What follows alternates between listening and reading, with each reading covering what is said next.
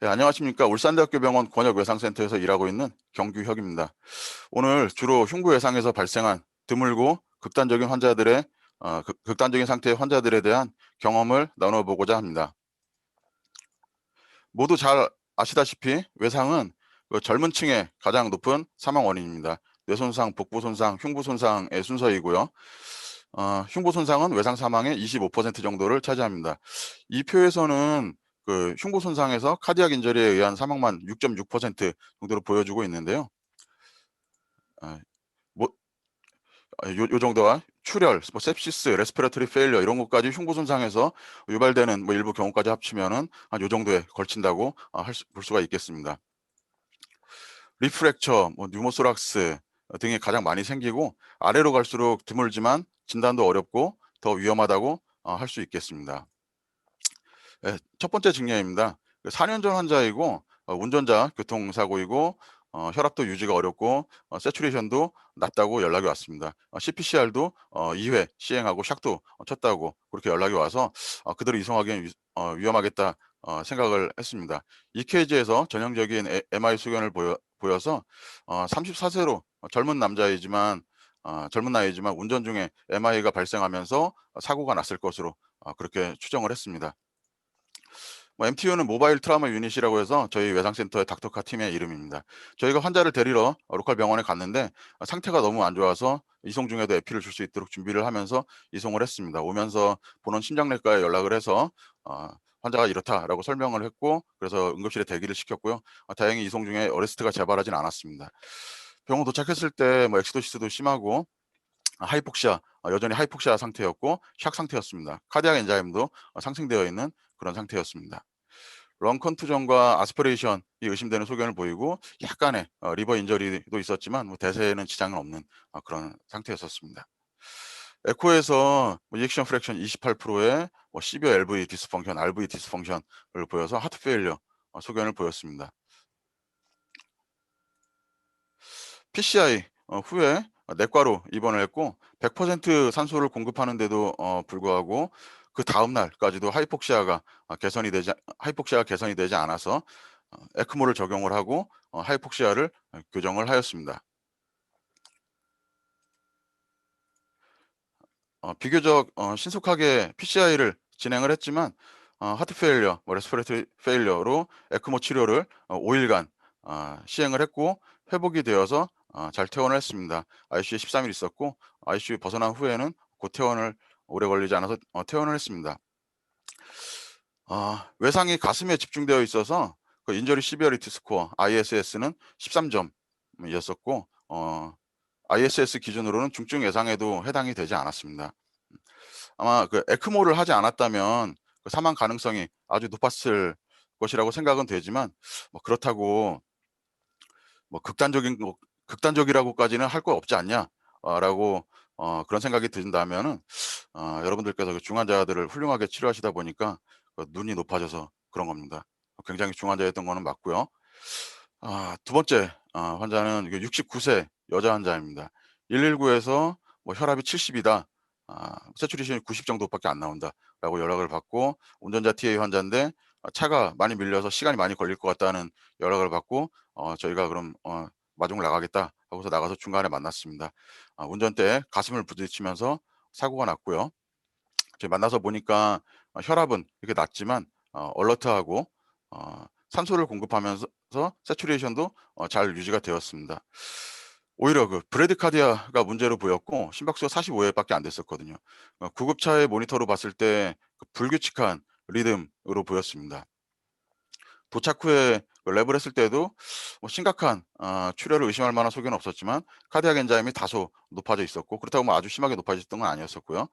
아 카디악 엔자임이 약간 높아져 있었지만 뭐 블런트 체스트 인저리에서 또 뭐 카디악 컨투전이나 이런 데서 카디악 엔자임 상승은 흔히 볼 수 있는 일이라서 어 우선은 그 리서시테이션을 하면서 워크업을 진행을 했습니다. 핸들에 부딪히면서 스터널 프랙처가 발생을 했고요. 리프랙처와 런 컨투전이 있었고 가슴 부위를 집중적으로 다쳤습니다. 그리고 죄송합니다. 그리고 올레크레논 프랙처와 그리고 어 디스탈 피머 프랙처, 파텔라 프랙처가 있었습니다. EKG를 찍었는데 이렇게 P웨이브와 QRS가 따로 노는 컴플리트 AV 블락 소견을 보여서 아 무서운 느낌이 들어서 심장내과를 바로 컨택을 했습니다. 이렇게 여러 손상이 확인이 됐지만 우선은 다 덮어 놓고 컴플리트 AV 블럭이 제일 중요하니까 다 덮어 놓고 CAG로 치료를 시작을 하게 됐습니다. CAG를 한 것은 그 부정맥의 중요한 원인 중에 하나가 MI이기 때문에 혹시 발생하지 않았을까. 이 환자도 그전에 앞에 봤었던 환자처럼 혹시 MI를 맞으면서 사고가 났던 게 아닐까라고 의심이 돼서 CAG를 바로 진행을 했습니다. 그래서 결과는 RCA 토탈 어클루전 이 확인이 되었지만 크로닉 리전으로 판단을 해서 PCI는 나중에 하기로 하고 템포러리 페이스메이커를 삽입을 하고 템포러리 페이스메이커를 삽입을 하고 ICU로 나왔습니다. 이때 가장 심각하게 고민을 했던 것은 그 안티코아귤레이션이었습니다.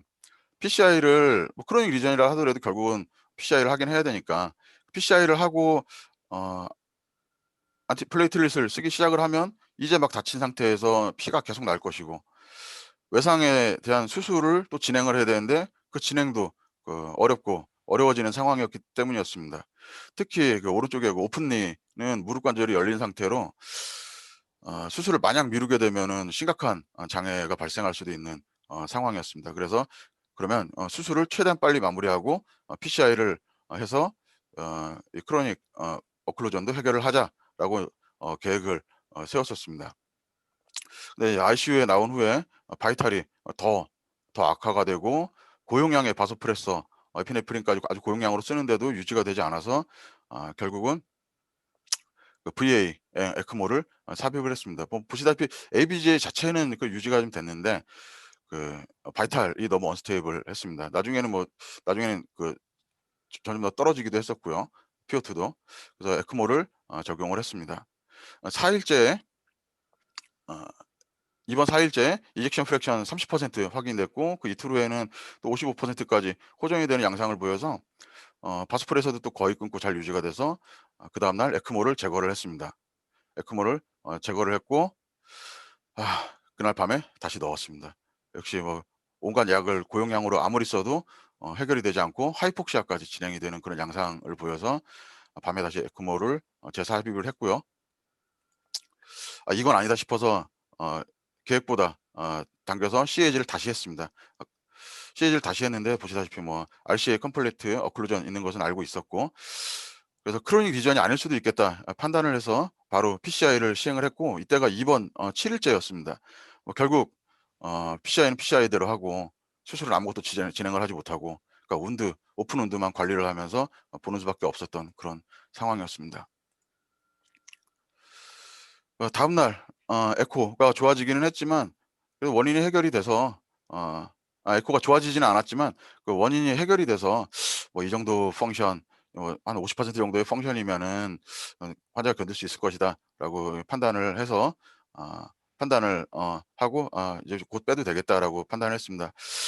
근데 뭐 여담이지만 그 이때 거의 매일 에코를 보다시피 했는데 이때가 추석 연휴인데 이날은 소노그래퍼가 또 나와 가지고 에코를 보다가 잠깐 기절을 해 가지고 진짜 굉장히 당황하고 ICU에서 스트레처 카이 눕히고 난리가 났었던 기억이 납니다. 그래서 PCI 이틀 후에 에크모를 제거를 했고 또 새벽에 다시 넣었습니다. 아 보시다시피 뭐 바이탈이 유지가 되지 않고 하이폭시아도 심해져서 에크모로는 유지가 되니까 이 하트 페일리어가 언제 개선이 될지는 모르겠지만 '우선 버티자.'라는 생각이었습니다. 그래서 요번에는 좀 진득하게 기다려 보자 하고 세 번째 에크모는 6일 후에 제거를 했습니다. 이번 2 주가 지난 시점이었었고요.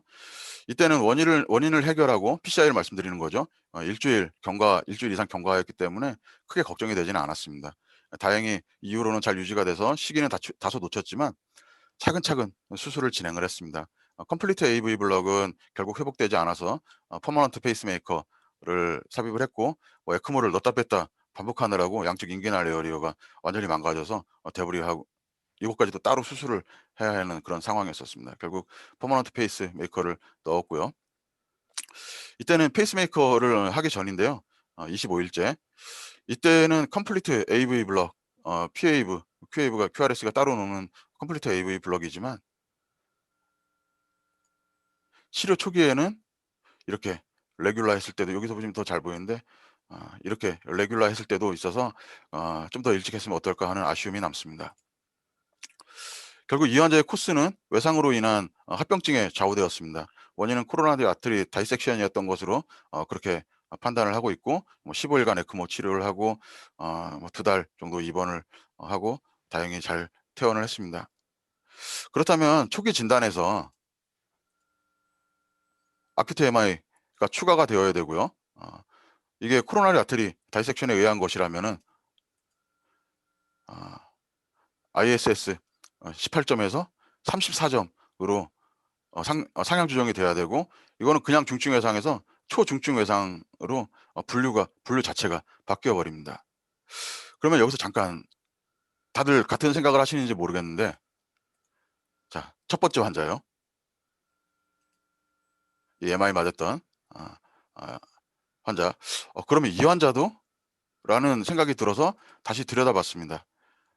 LAD 토탈 오클루전인데, 이 환자도 MI가 생기면서 사고가 난 것이 아니라, 사고가 나면서 코로나리 아테리 인저리로 스럼보스가 생긴 거라면, 처음에 이게 스럼벡토미를 했거든요. 스럼보스가 생긴 거라면 뭐 이제는 확인을 할 수는 없지만, 맞다면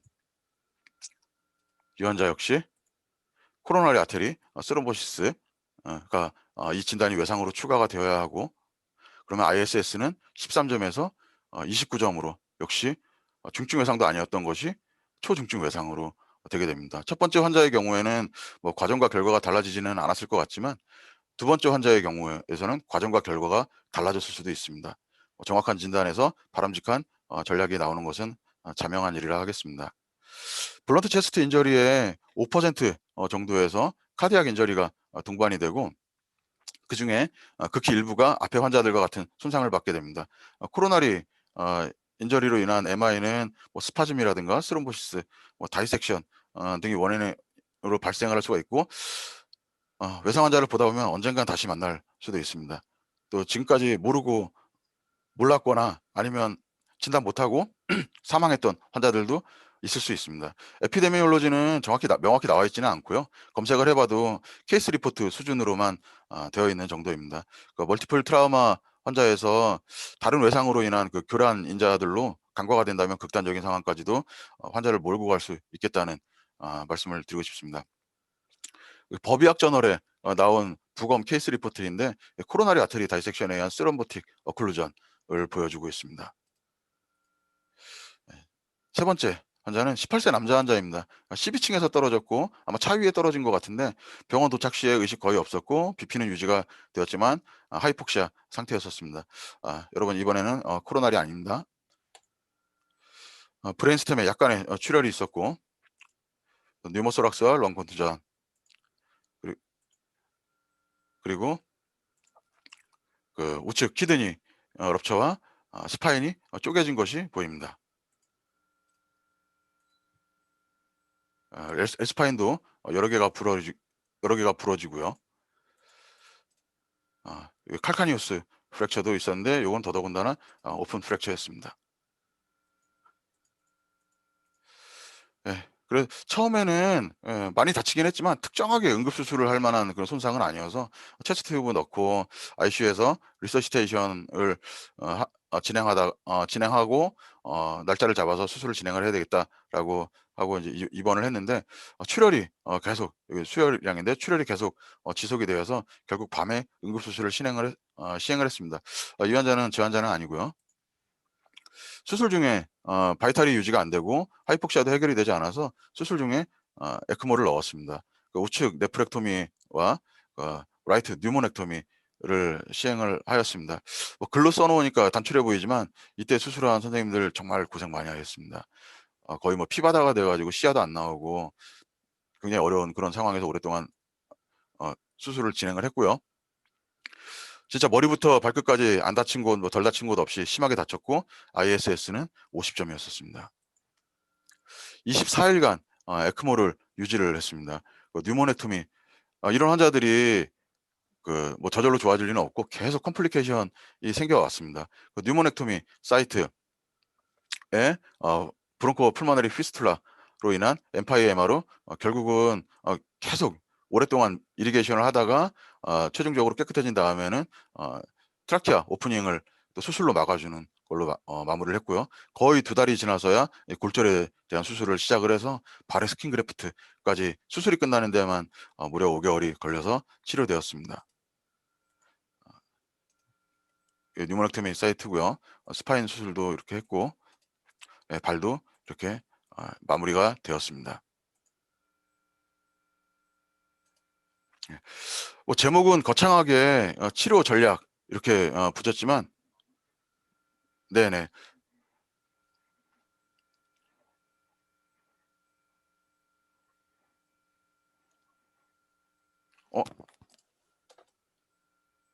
어, 죄송합니다. 뭐가 잘못됐는데, 예.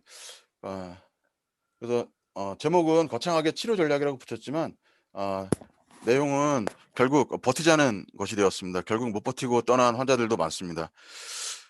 당장 생명을 유지할 수 있는 방법들을 투입하면서 생명을 위협하는 직접적인 원인들을 해결을 해야 합니다. 에크모 환자들을 예를 들었지만 원인 해결 없는 에크모는 소용이 없습니다. 목숨을 건지는 것만을 목표로 하지 않고 항상 다른 수상 부위에 대한 수술 타이밍을 노리고 기회만 되면 바로바로 그 수상에 대한 인저리에 대한 커렉션을 진행을 해야 하겠습니다. 합병증의 예방도 동시에 진행이 되어야 하고요. 그리고 가장 중요하고 효과적인 전략은 주치 혼자 고민하지 말고 팀원들의 중지를 모으면서 같이 해결을 하는 것입니다. 네, 경청해 주셔서 감사합니다. 예, 경규혁 교수님, 감사드립니다. 상당히 어려운 케이스들이고 쉽게 접하기는 어렵지만 정말 크리티컬한 케이스들을 예시로 잘 보여주셨던 것 같고, 예, 역시 온라인으로 좀 질문이 들어왔습니다. 일산백병원의 김현 선생님께서 질문해 주셨는데요. 에크모 리무벌 시에 리인서션을 줄이기 위한 방안이 있을지요? 두 번째 예. 얘기하시는 것 같은데요. 어,